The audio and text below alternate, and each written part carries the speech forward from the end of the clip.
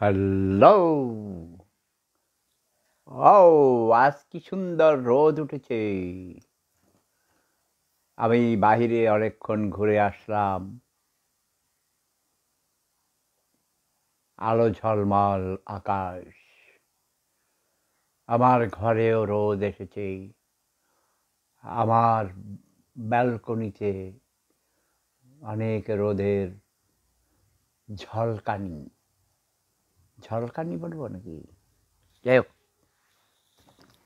একটা কিছু কইয়া মনের ভাব প্রকাশ করি এই আর কি।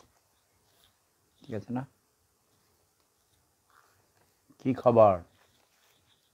তোমাদের খবর কি? হে গরিবেরা, তোমরা ভালো আছো? গরিব দেশের নেতা নেত্রীরা কিন্তু ধনী থাকে। আমার হাঁটু আপা বিশ্বের সবচেয়ে বড় ধনী।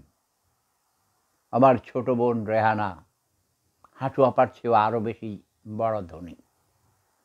তা কি তোমরা জানো? ব্যাস, তাদের মন বড়। ধনী বলতে আমি তোমাদেরকে এটা বুঝাই না যে তোমাদের ঘর ভাঙ্গা, ঘর নাই, বাড়ি নাই, চাকরি নাই, বেকার, না খেয়ে আছো, ঘরের গোড়ায় ধান নাই, পুকুরে মাছ নাই, গোয়ালে গাই নাই, এগুলো বুঝাই না। গরিব বলতে আমি বুঝাই মন ছোট, মন, যাদের মন গরিব, ন্যারো মাইন্ডেড, ছোট লোক। আর তোমরা ছোট লোক আর বড় লোক বলতে বুঝাও, বড় লোক বলতে বুঝাও ধনী, ধানমন্ডি, গুলশান, বনানী, বাড়িধারায় বাড়ি আছে। নো নো নো নো, বড় লোক হলো সে যার মন বড়। গরিব মানুষের জন্যে, নিপীড়িত, নির্যাতিত, অধিকার বঞ্চিত, পিছিয়ে পড়া মানুষের জন্যে যার মন কাঁদে, সে হলো বড় লোক। আর গরিব হলো এইসব মানুষদের জন্যে, আপনজনদের জন্যে, পরিবারের সদস্যদের জন্যে, যাদের প্রাণ কাঁদে না, যারা শুধু নিজে খায়, নিজে পড়ে, নিজে সম্পদের পাহাড় গড়ে তোলে, কিন্তু অন্যদের কথা ভাবে না। তারা হলো ছোট লোক, তারা গরিব, তারা অসভ্য প্রাণী, তারা মানুষ নামের কলঙ্ক। না ভাই, তোমাদের বেশি শব্দ বোমা মারবো না, কারণ শব্দ বোমা মারতে মারতে আমি ক্লান্ত হয়ে গেছি। প্রতি মুহূর্তে দেশে যেতে ইচ্ছা করে, দেশে যেতে পারি না, কারণ তোমরা আমাকে এই শব্দ বোমার আঘাতে যারা বিদীর্ণ হয়েছ, তারা আমার গর্দান কেটে ফেলবে। আমি জানি, তাই আমি যাব না। সেই সুযোগ দেয়া হইবে না শয়তান। ঠিক আছে না? আমার মাথা নত করে দাও হে তোমার চরণ ধুলার তলে। সকল অহংকার হে আমার ডুবাও চোখের জলে, আমার মাথা নত করে দাও হে তোমার চরণ ধুলার তলে। ইয়েস, আমার প্রিয় রবীন্দ্রসঙ্গীত। উন্নয়নের পথেই Bangladesh, Bangladesh, it's future and possibilities. এগুলো তোমরা পড়বে, লেখাপড়া করো। সুনীল গঙ্গোপাধ্যায় ও দীপক রায় সম্পাদিত এই শতাব্দীর প্রেমের কবিতা। এই ভিয়েনায় অবস্থিত নতুন দম্পতি ছিল তখন। মাসুদ আমার এক ছোট ভাই, সে বিবাহ করে এসেছিল নতুন বউকে নিয়ে। তখন আমার জন্য একটি কাব্যগ্রন্থ নিয়ে এসেছিল, বলেছিল যে শেফুদা, আপনি তো নিজেই একজন বড় কবি, তাই আমরা নবদম্পতি আপনার জন্যে একটি কাব্যগ্রন্থ, শ্রেষ্ঠ প্রেমের কবিতা, এই বইটি উপহার হিসাবে নিয়ে এসেছি বাংলাদেশ থেকে।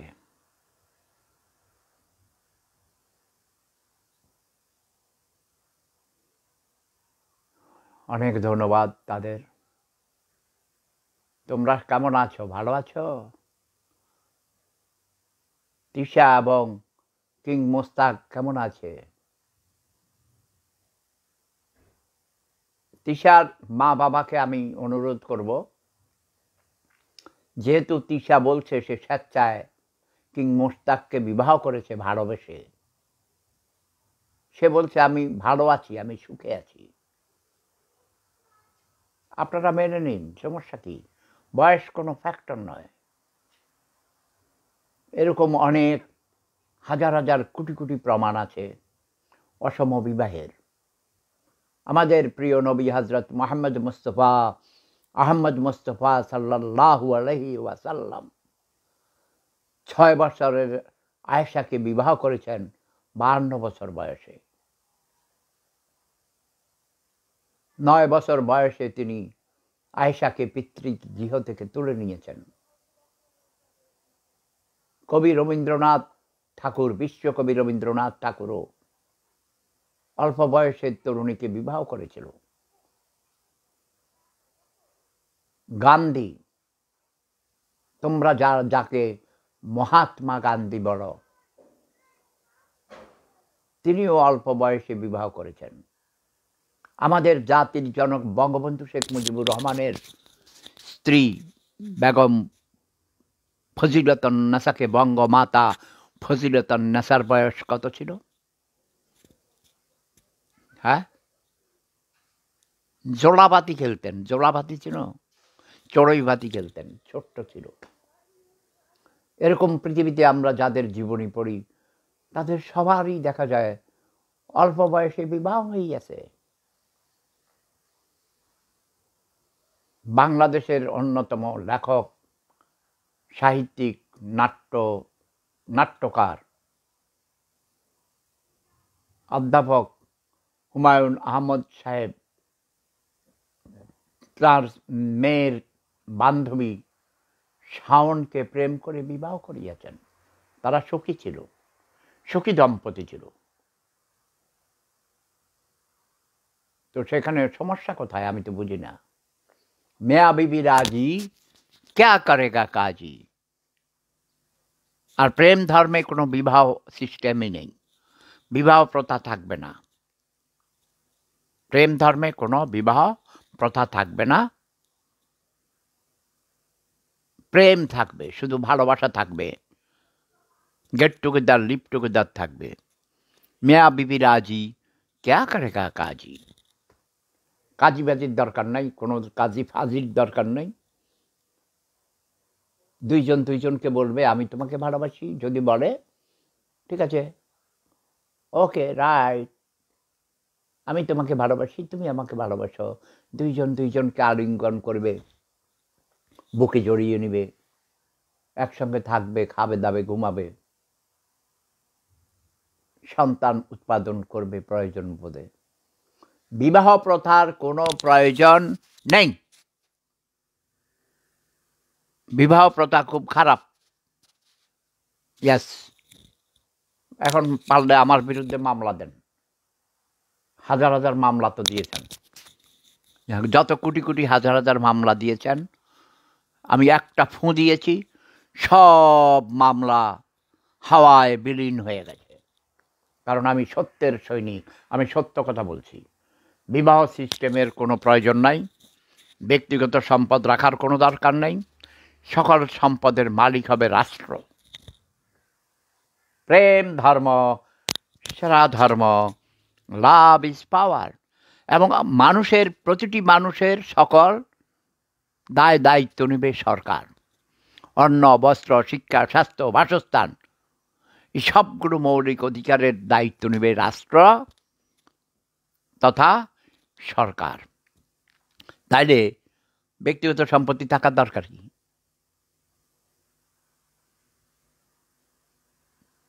কি আমার কথা কি পছন্দ হয় না? আমি যে বলেছি আমাদের সমাজে অনেক ক্রাইম হয়, অপরাধ হয়। অপরাধ হওয়ার মূল কারণ কি? একজন নারী আরেকজন পুরুষকে কাছে পেতে চায়, অথবা একজন পুরুষ আরেকজন পুরুষকে কাছে পেতে চায়, একজন নারী আরেকজন নারীকে কাছে পেতে চায় যৌবনের উন্মাদনায়, জৈবিক ক্ষুধা নিবারণের জন্যে। সেটা ট্রান্সজেন্ডার, থার্ড জেন্ডারের বেলায় হয়। প্রতিটি মানুষ সমাজবদ্ধ জীব। মানুষ একা বসবাস করতে পারে না, হাঁপিয়ে ওঠে। এই যে যেমন আমি এতক্ষণ হেঁটে আসলাম, অনেক মানুষের সাথে, পাড়া প্রতিবেশীর সাথে মত বিনিময় করলাম, কথা বললাম, টেলিফোনে কথা বলি, পালটকে আড্ডা মারি। সেখানে আমরা শব্দ বোমা বিনিময় করি, খোঁচাখুচি করে, এক একজন কেউ বন্ধুত্ব করে, কেউ মারামারি করে, কাটাকাটি করে। এটাও একটা সমাজ। ডিজিটাল সোসাইটি এখন, ডিজিটাল বাংলাদেশ হয়ে গেছে। আমার হাঁটু আপা বঙ্গবন্ধুর স্বপ্ন বাস্তবায়িত করেছেন। বঙ্গবন্ধুর স্বপ্ন দেখেছেন বাংলাদেশ ডিজিটাল হবে এবং বাংলাদেশ স্মার্ট হবে। এখন স্মার্ট বাংলাদেশ করছেন।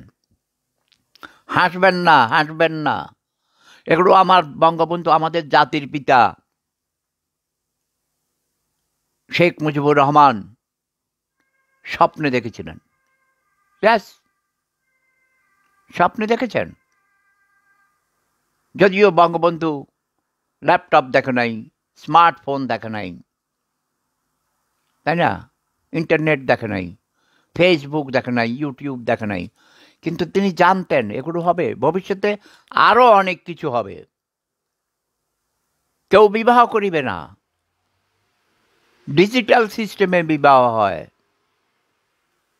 সাইবার সিস্টেমে সব কিছু হয়। আপনারা ইউটিউবে দেখেন না?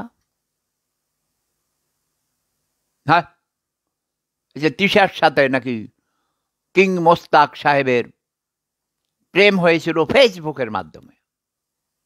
ইয়াস, ফেসবুকের মাধ্যমে বিবাহ হয়। এখন আরও কত কিছু হয়, প্রেম হয়। আপনারা যারা অন্ধকারের অতল গহ্বরে এখনো হাবুডুবু খান, ব্যাকওয়ার্ড,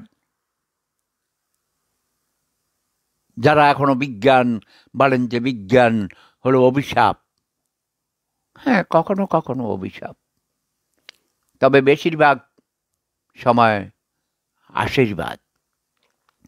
এই যে বিজ্ঞানীরাই আবিষ্কার করেছে এই যে ইন্টারনেট, টেলিফোন, ছবি দেখে দেখিয়া বিদেশের থেকে, আপনি বিদেশে থাকলে কি আপনি দেখতে পাচ্ছেন আপনার ছেলে বউ বাচ্চা, আমাকে দেখতে পায়, আমার ছেলে বউ বাচ্চা সবাই দেখতে পায়, নাতিপুতিরা দেখতে পায়, কোটি কোটি মানুষ সেপুদাকে দেখে, আমার কবিতা আবৃত্তি শুনে, আমার শব্দ বোমা শুনে, আমার মোটিভেশনাল স্পিচ শুনে, আরও কত কিছু বিপ্লব ঘটাইয়া দিছি না?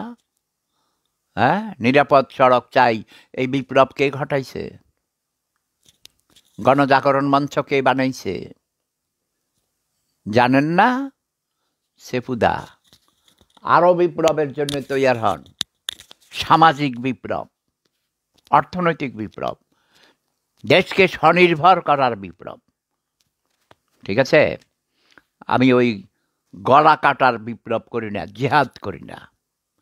জিহাদ করি নিজের নফসকে কন্ট্রোল করার জন্যে।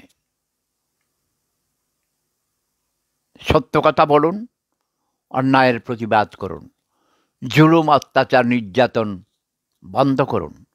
BBC, bar, brothel and casino, এই তিনটাকে বৈধ করে দিন। 3 মাসের মধ্যে বাংলাদেশে 80% অপরাধ, ক্রাইম বন্ধ হয়ে যাবে। ঠিক মতো নিজেরা চলুন, সত্য কথা বলুন, নিজের আয় করুন, নিজে আয় করে নিজে খান, অন্যের সম্পদ আত্মসাৎ করবেন না, লোভ করবেন না, তাহলে দেখবেন অপরাধ হবে না, পৃথিবী স্বর্গ হয়ে যাবে। প্রেম ধর্ম সেরা ধর্ম, লাভ ইজ পাওয়ার।